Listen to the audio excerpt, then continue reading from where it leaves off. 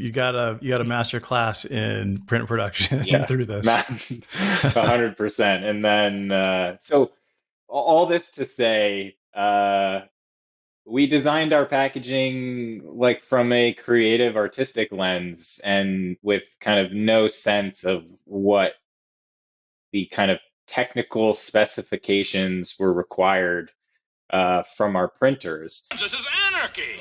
Every founder, every startup that does product and packaging, you kind of realize how hard packaging can be.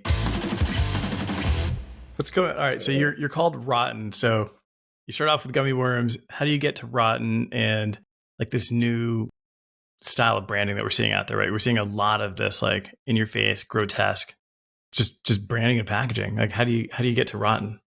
The name Rotten actually just like came out of an idea I had at the very beginning around potentially using like upcycled fruits in our candy, which we ended up moving in kind of a totally different direction, Yeah, but like the Rotten name stuck and became this like super memorable thing for everyone. And so we've rooted the brand in this kind of language of 90s gross out culture, um, which helps us kind of deliver a better for you, more sustainable product mm-hmm. while still like hitting all of the wildly fun notes that you expect from candy. You know, as we then started exploring like how are we going to be a sustainable brand and started looking into compostable packaging options, everything just felt like it was tying back to this idea of like rot. Yeah, And as a small upstart brand, it's all about like getting people to remember your brand. Like you don't have the same amount of money to put your brand name in front of someone's face hundreds of times that like right. the big incumbents do. And so building out your brand from the name to the packaging to the aesthetic in a way where people are more likely to remember it after seeing it one, two, three times versus 50 or 100 is like so valuable. You still haven't launched your product, but you're able to go on. You can like pre-order. You know, there's a lot of different things that you can connect with the brand. What's the reception been, and like how do you start building out this cult following for the brand?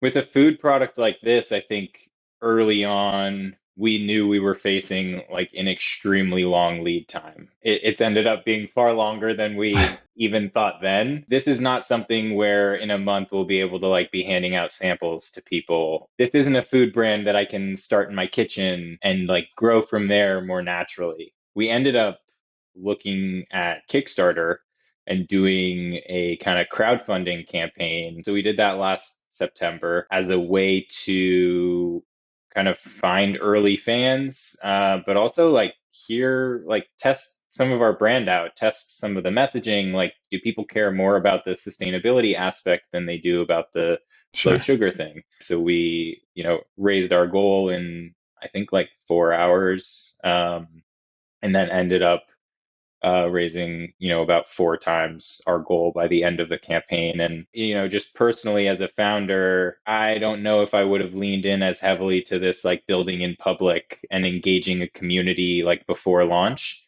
And I think doing the Kickstarter forced me into that. And it's been like such an amazing experience having those people, there from the beginning and Yeah, getting their feedback and seeing what resonates with them. that's awesome. So you have a built-in like focus group, right? And you've got a built-in cheerleading squad, which is kind of cool. Totally. Yeah. All right. So if somebody's out there and they're listening, they're like, I got this killer product. Yeah, we're going to market in 12 months. What are the things that you learned early on that you look back on now and go, okay, I should have done something differently? What did you learn about packaging that you would do differently now? Great, great question. So the other guy that I work with, Josh, he's our creative director. He's this like amazing award-winning illustrator, animator, did a lot of work with Adult Swim, which is how we initially connected because that was a big, brand and aesthetic direction for me was kind of this Adult Swim raunchy late night cartoon vibe. And so we connected. We've now been working super closely ever since. He joined the team, but he does not design, packaging or like physical products outside of a lot of merchandise and like t-shirt printing. And so we very early on designed our packaging and sent it to who like our printers were at the time, trying to like get samples printed, proofs, and they were like, "This is unprintable." They're like, "Please send us this in vector form," and everything is illustrated in Photoshop. It's all raster. On Hmm. top of that, uh, we our kind of brand colors do several of them do not print well in CMYK.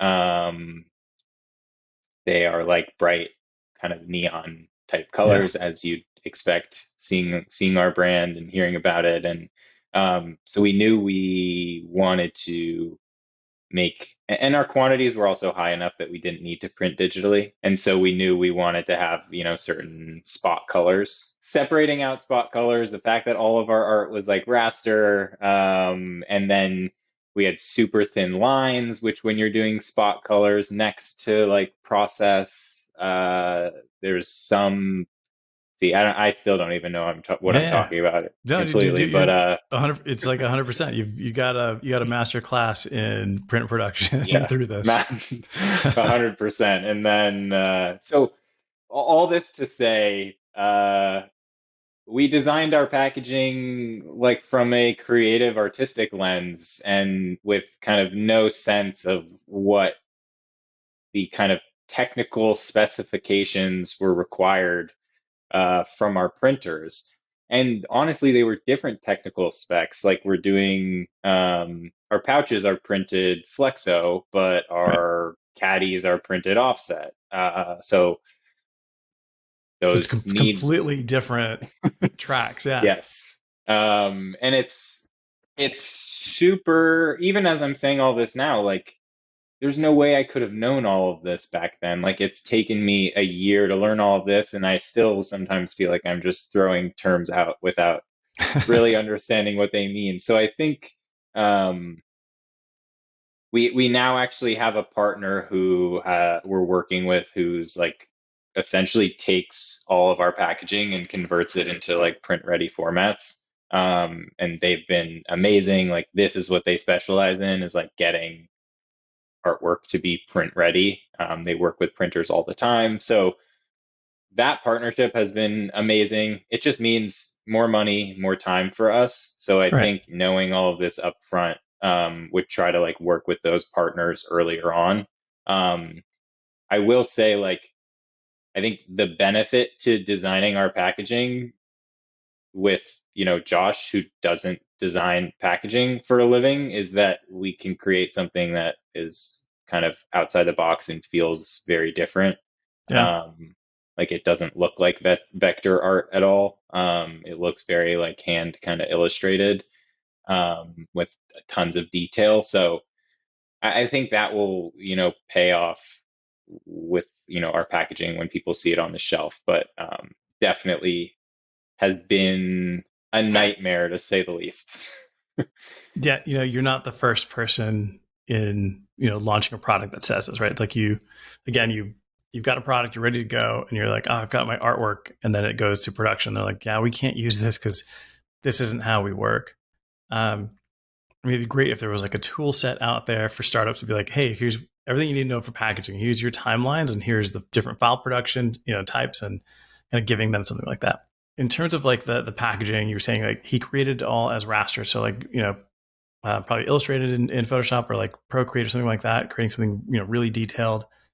Then it goes to production. They're like, yeah, we can't use this, but now at this point, you're using a company that you can hand the files over, and they prep it, and then they hand it to the printers. Who's that company, if you don't mind sharing? They're called Misty Pines Consulting. The woman who runs it, Kate, they're amazing. They've been such a helpful resource for us. I mean, Mm-hmm. we thought we understood what the challenges would be. We've now, had proofs done and ink drawdowns, and there are color accuracy issues because of the compostable substrate. So that's been a huge back and forth, and they've taught me about LAB values and ensuring color accuracy. And on some level, some of this maybe is overkill and not necessary. But again, I think us having a focus on this early on is just going to mean far less work for us later in fixing a lot of these issues. So yeah, Misty Pines, they've been extremely helpful and have ended up, vectorizing the vast majority of our artwork, Wow. and going back in by hand where necessary to fix like what gets messed up in the vectorization process. Yeah, no, that's awesome. I mean, it's great to have a partner that can, support you in that way, lets you kind of focus Hmm. on what you do, and then they do what they do. With Yeah. keeping in line with that rotten aesthetic, your packaging is compostable. So is it home compostable or industrial compostable? Yeah, so it's a good question. The sustainable packaging world is another thing that I was very much thrown Yeah. into, and it can be like incredibly opaque, hard to know who to trust, and so that was another like huge learning curve for me. So you just asked the question about home compostable versus industrial compostable. And so our packaging, the materials are industrial uh, compostable. We are not yet going through like the certification for our specific pouch to have like the industrial compostable label on it yet. That's something we're planning to pursue in the future. Is there a cost attached to that compostable certification? Yes.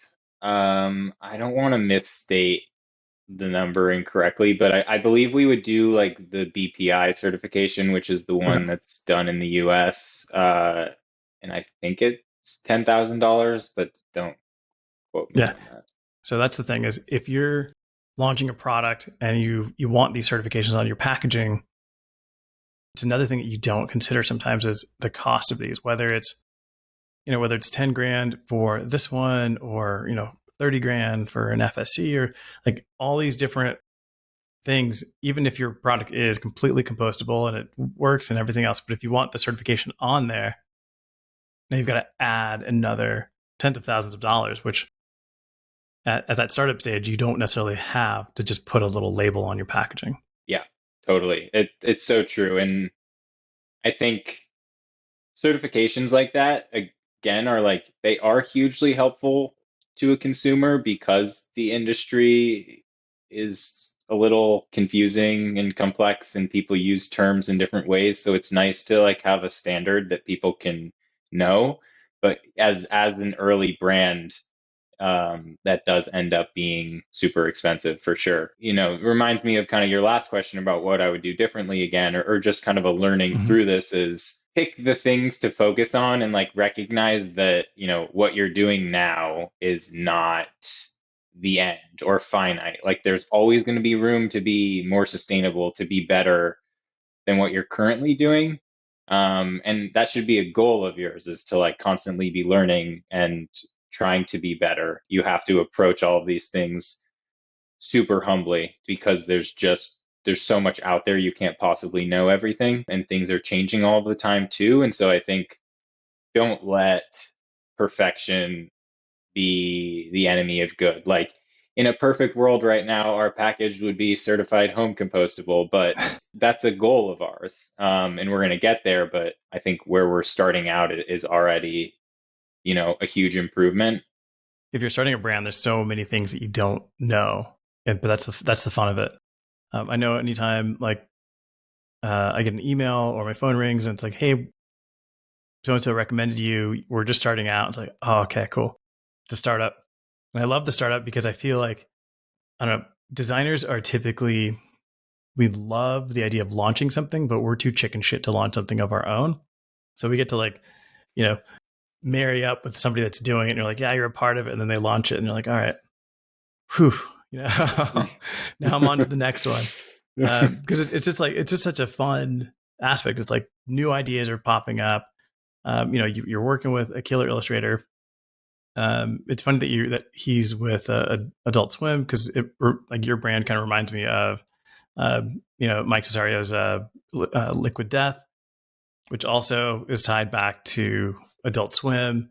I think it's great that we're changing the visual landscape of brands into like this grotesque, angry. Like I just feel like the skateboarder from when I was a kid, and I'm like, I see these products, I'm like, yeah, this is totally what I would buy. This is what I would buy now as an adult. Like there's this built-in nostalgia to this, um, which is awesome, right? It's like it's not your parents' gummy worms. That was like one of the earliest realizations building this out. And, we ended up like reaching out to random people on Reddit and doing like video interviews of, you know, how they think about candy and healthy food, et cetera. And it just felt like there was a huge gap in the like healthy, sustainable food space in general. And I think especially in candy around like it felt like there was kind of one consumer that brands spoke to. And that was the only consumer that cared about health and sustainability. And in talking to people, it was very clear that that wasn't true. Like the vast majority of people like do want to eat healthier. Yeah. Depends like how much action we take on that. They just want it kind of marketed and delivered to them in a different way. And I mean, one thing we like to say, like with our packaging, is that we're a sheep in wolf's clothing. So like we've kind of designed the brand and the packaging and this outward identity to be very like junk food esque. Looks like traditional candy, like energy Yeah. drinks, but like inside there's the better for you, more sustainable product. You did mention working with Misty Pines and the fact that your material is compostable and that you were having an issue hitting colors. Can you explain like the issues that you were having hitting colors on the compostable paper? Because I know compostability is a huge part of this. It's going to rot. We want to convey that message, but for brands that are out there, it's like they pick different materials and they don't realize what happens when you change that material. So, Our kind of specific issue is that our like the purple Pantone spot color we were mhm. trying to print wasn't like coming through bright enough. It was pretty dark. And I'm not sure exactly like why the compostable substrate was causing that, but we ended up finding a kind of workaround that involved doing like a you know double white underneath, and then I believe we're also potentially gonna use rhodamine, Okay. um, which I'm sure you Yeah. understand more than I do. Yeah. So for anybody listening, if you're printing 4-color process, it's cyan, magenta, yellow, and black. But if you replace your magenta with a rhodamine is a much brighter version of magenta. It brightens up all of your colors and it gives you a lot more punch. And if you're doing a purple spot and you want to throw a little bit of that rhodamine into that purple spot too, then you just add that brightness, which is kind of cool. But then now your product is a consumable, it's food. What were the issues there that maybe you didn't think about before? The kind of barrier Mm-hmm. properties of our packaging. And again, as an early stage brand who doesn't necessarily have the product to test with or like have a deep understanding of this product, it's again kind of a black box around like, well, what barrier properties do gummies need? And so you end up really relying on advice from partners who, this is their, day-to-day living. And so a lot of that was relying on advice from our packaging partners, and then also speaking with some other, advisors and mentors in the packaging space that I was able to connect with after just like DMing people on, Twitter and Instagram for help on this, to give me some confidence that the substrate we were considering was actually going to, protect our product, which is the core reason you have the Right. packaging to begin with. Yeah. So with the compostable substrate, yeah, I think it's one, we were looking to make sure that we were able to like have a print on it that felt in line with candy packaging. So that kind of threw out doing any like craft paper finishes on the Sure. outside. because we didn't feel like that was a good creative decision representation of our brand. We didn't feel like it would perform well, sitting next to a Skittles or a trolley or etc. So that was one, and then yeah, the second piece was just really making sure that the barrier properties were going to be up to snuff to protect our product. Yeah. No, that's, again, another difficult conversation to have sometimes with startups is yes, you want this material, but it doesn't have all the properties you need to protect your product. And like you said, the whole purpose of it is to protect the product. Like you're selling product, packaging helps sell it, but at the end of the day, that's going in the compost bin. Before we get into the packaging, let's talk about the worms. How do you go from whatever you're doing in the past to launching a gummy worm, like so specific to a worm? It started out with worms because, to be honest, that's my favorite gummy, a sour gummy worm. Um, and then kind of as we developed the brand, that kind of product type ended up fitting really well Mm-hmm. for what we were trying to build. But really, I mean, this journey started out because, I'm just obsessed with gummy candy. And as I've gotten older and, try to eat a lot healthier, I just eat a lot less sugar now. So I don't eat candy as much. And I ended up trying some of the other low sugar candy options out there. Felt like I could do it better. And so, went into my kitchen, Mm-hmm. started Googling a lot about recipes and, how you can replace sugar and what to use. So kind of ended up doing that in my kitchen. That is nowhere near the final recipe we're using now. Ultimately, that time was a failure. Mm-hmm. Making candy is super technical. At the end of the day, it's Yeah. chemistry. But I will say that time in my kitchen, I was able to learn a lot about kind of just like the fundamentals of, oh, you take this thing out, you can replace it with that, and what should, the like solids level, which is called bricks, be. So just kind of like basics that have helped me communicate with the expert product developers that have now, been formulating our gummy worms. Right. So you give them like your homemade stuff and they're like, oh, this is really cool, man. We'll take it from here. Oh, I didn't even give it to them. I was like, nobody needs to try these. They're not good. Dude, I appreciate you coming on and kind of talking through this because I know there's been a lot of hard lessons. A lot of startups kind of go through the same thing. There's a lot of questions they don't know where to turn sometimes, and you're like, "Shit, I didn't know I had this problem. Now I got to find somebody to help me figure it out." So the fact that you've been able to build a killer network to support you is amazing. Packaging, I think, is the one thing that slows launches down by months if it's not thought through properly. Um, so, Killer, when is your product launching? Like, what's the Yeah, so expected date? yeah, we're expecting to launch at the end of